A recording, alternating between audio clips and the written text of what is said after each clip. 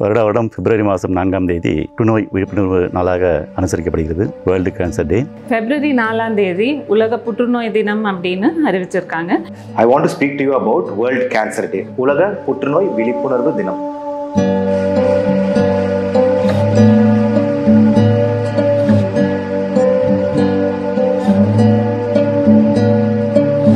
இந்த உலக புற்றுநோய் தினம் அன்று நம்ம க்ளோஸ் த கேர் கேப், அதாவது புற்றுநோய் எப்படி நம்ம கண்டுபிடிக்கலாம், இதை பற்றி நிறைய பேர் பார்த்தீங்கன்னா தெரிய மாட்டேங்குது. 2000 வந்துட்டு உலக சுகாதார மையம் சேர்ந்து கேன்சரோட ப்ரெவலன்ஸ், அதாவது கேன்சரோட வீரியம் ஜாஸ்தி ஆகிறதையும் பர்சன்டேஜ் ஜாஸ்தி ஆகிறதையும் பார்த்துட்டு அதை பற்றி விழிப்புணர்வு ஏற்படுத்தணும். மக்கள் இன்னுமே வந்துட்டு கேன்சரை சீக்கிரமான ஃபாஸ்டர் ஸ்டேஜில் கண்டுபிடிச்சி அதுக்கேற்ற ட்ரீட்மெண்ட் கரெக்டாக செய்யணுன்றதுக்காக கொண்டு வந்த நாள் தான் இந்த உலக புற்றுநோய் தினம். WHO தகவல் படி வருடம் 10 மில்லியன், அதாவது 1 கோடி ஜனங்கள் புற்றுநோயில் பாதிக்கப்படுகிறார்கள். இந்த பாதிப்பு வந்து 2030 1.3 கோடியாக அதிகரிக்க வாய்ப்பு உண்டு. உலக புற்றுநோய் விழிப்புணர்வு தினம் இந்த விழிப்புணர்வு மட்டும் இல்லாமல் நம்ம எதெல்லாம் மெயினாக ஃபோக்கஸ் பண்ணுறோன்னா ப்ரிவென்ஷன்.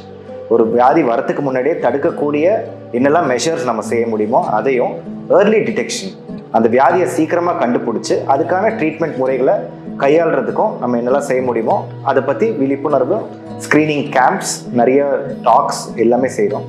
இந்த வகையான கேன்சரில் 1/3 பங்கு வந்து தடுக்கக்கூடிய கேன்சர் ப்ரிவென்ஷன். இந்த ப்ரிவென்ஷன் எப்படி பண்ணுறதுனாக்கா ரிஸ்க் ஃபேக்டர் ரிடக்ஷன், அதாவது காரணிகளை குறைக்கக்கூடிய ஒரு பகுதி. இன்னொன்று வந்து லைஃப் ஸ்டைல் சேஞ்சஸ், வாழ்க்கையில் மாற்றங்களை உண்டாக்குறது. காரணிகள் அப்படி சொல்லும்போது புகையிலை, மது பழக்கம் எல்லாம் காரணிகள், அதை நம்ம குறைக்கலாம். லைஃப் ஸ்டைல் சேஞ்சஸ் சொல்லும்போது உடல் பருமனை குறைக்கிறது, தொடர்ந்து எக்ஸசைஸ் பண்ண வேண்டியது, அத்தனை ஸ்ட்ரெஸ் ஃப்ரீயாக இருக்கிறது, இதெல்லாம் வந்து லைஃப் ஸ்டைல் சேஞ்சஸில் உண்டாகும். இதோட மெயின் ரீசன் என்னென்னா வந்துட்டு மோஸ்ட் ஆஃப் த கேன்சர்ஸ் நமக்கு தெரிய வரதே ஒரு 3rd or 4th ஸ்டேஜில் தான்.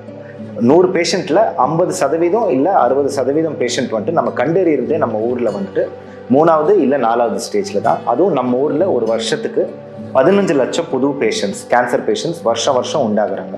இவ்வளோ பெரிய நம்பரில் 3rd or 4th ஸ்டேஜில் நம்ம கண்டுபிடிக்கும் போது அதை குணப்படுத்தக்கூடிய டைம் குணப்படுத்தக்கூடிய ட்ரீட்மெண்ட்டுக்கு நம்ம செலவு பண்ணுற ரீசோர்ஸஸ் ரொம்ப ஜாஸ்தி. இதுவே நம்ம ஏர்லி ஸ்டேஜஸில் அந்த கேன்சரை கண்டறிஞ்சிட்டோன்னா அதை ட்ரீட் பண்ணுறது ரொம்ப ஈஸி. பேஷண்ட்ஸ்க்கும் சைடு எஃபெக்ட்ஸ் இல்லாமல் அதை சீக்கிரம் குணப்படுத்திட முடியும்.